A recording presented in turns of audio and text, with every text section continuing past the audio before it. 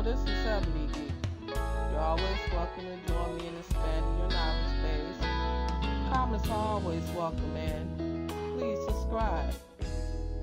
In case you find that your lead is too short, because let's face it, you did make your own proto board, so you were going by what you felt was the right measurements, and in most cases it is, but if you make a mistake in punching your holes and your holes are too far, your leads will be too short. Just like this one right here. I'm glad that happened so that I could tell you how to get past that. So what you want to do at that point is you want to tin your lead at the end, well, kind of like towards the end. But you want to make sure the edge is tin. Then you want to go to the next lead and you want to make sure that that edge is tin. Okay.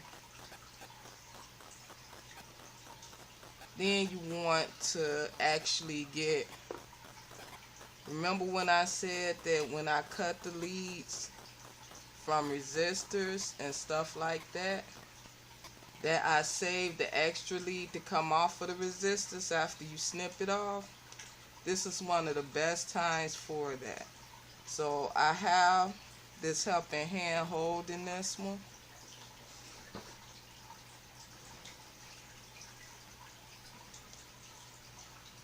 And I don't want to pull that one out, but let's see if I can get a hold of this one. As you can see, it's just one of the small leads that come off of a resistor. So what I'm going to do, I'm going to tin the edge of this lead also. Going to clean off my soldering iron. Tin my soldering iron. Clean off my soldering iron. So I'm going to tin the edge of this lead. Okay, tin it real good. I'm going to flip it over. And it's hard to tell if it really tins good, so let's try again, make sure. Okay, I know that tin. Only thing is, I'm not sure which one it tint on because it slipped off. Yeah, it tint on this edge. Now we got to go ahead and strain this out.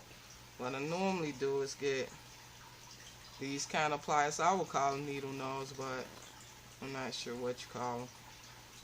And I just put it in the middle and strain it out. Okay, get it strained out, at least a little anyway. I'm going to tin this a different way. Put it on the edge there.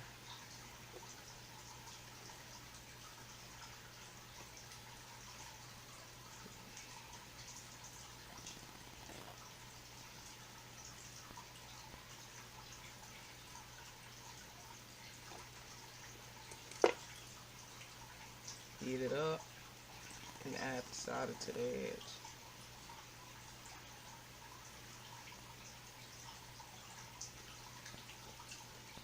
Okay, so now that is tin, I have the soldering tweezers. Grab a hole on it to it with that. Soldering tweezers I made so that you could just pinch it down and it'll hold it. Straining it up some more.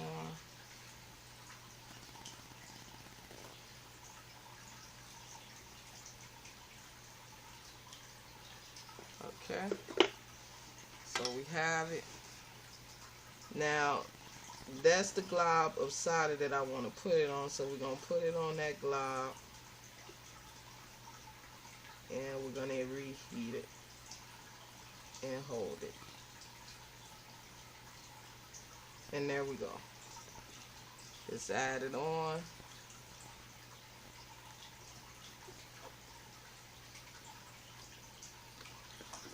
Okay.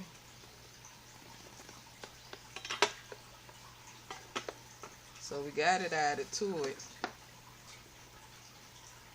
That's how you lengthen it. You don't really need to snip it right now because it could go right along the edge and help the other edge, or help the other lead to solder on. So we want to arrange it so that it's right there along the side of the line, because we're about to go ahead and solder. Simple and easy. There you go. So we're going to go to the next soldering joint. We're going to heat up the leads right in there, and we're going to solder it on. And there you go. It'll make this part easier to solder because you just heat up the joint, add the solder. There you go. And that's how you lengthen the lead so that you can add it on. So I'm going to go down again and get all of this soldered. And we'll be back when all of these are done.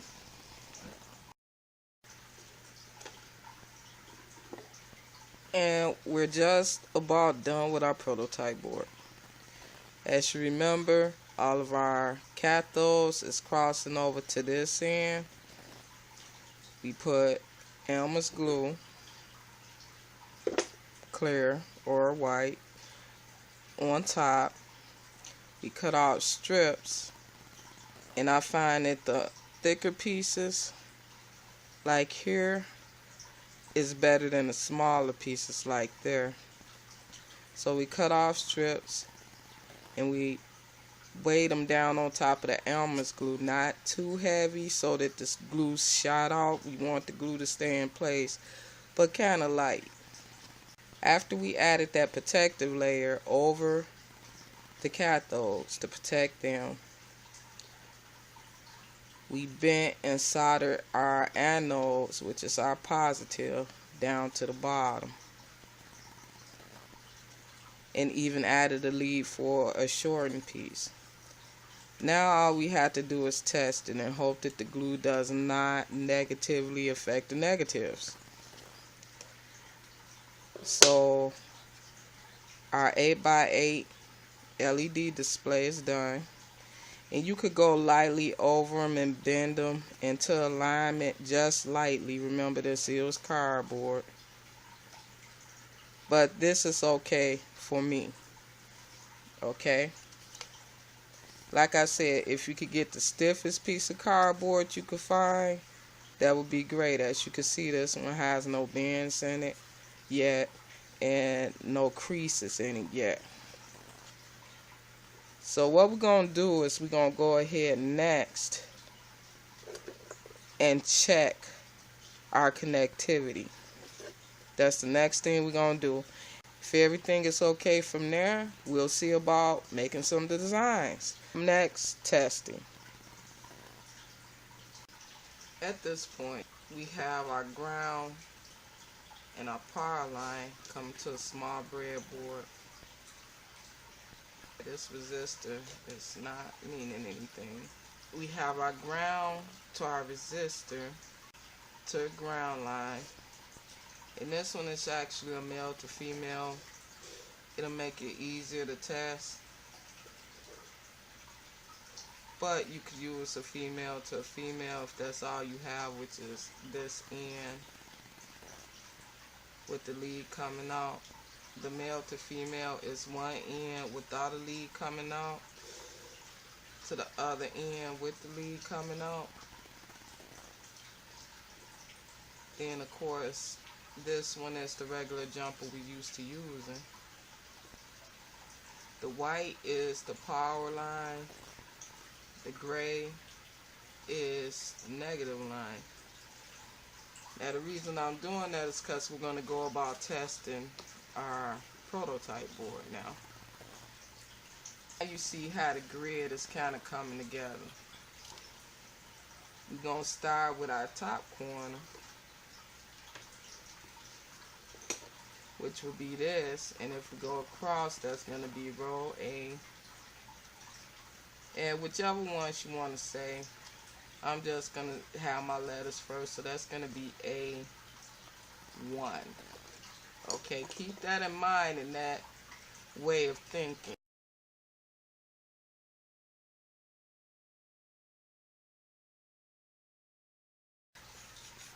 I knew something looked wrong. This is our minus side. It's our ground. This is going to be our positive side.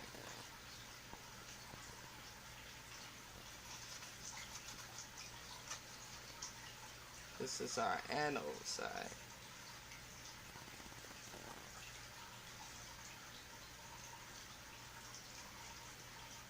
So that's our positive. This is our ground. It's our minus side. I don't have too much white space to work with, so I'm going to just go cathode. So that's a lesson. You might want to get cardboard that it don't have nothing on the other side. When it do got something on the other side, it do work. So that looks more familiar. You don't want to bend those sleeves too much. So I'm just going to add this to this negative row.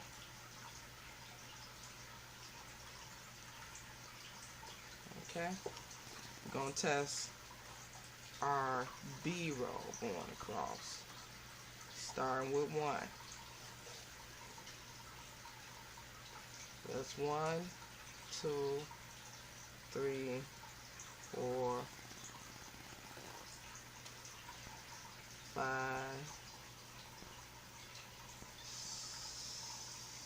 6, 7, 8. On our B row, we're going for C now. So we're going to bring it down. Come on. That's the thing about these male cords when you get them. A lot of times they won't catch on. So it's just the luck of the draw. So we're going for a C roll. 1, 2, 3,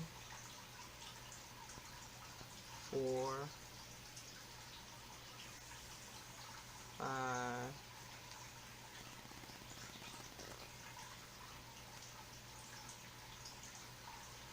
6, 7, 8. Going for our D roll.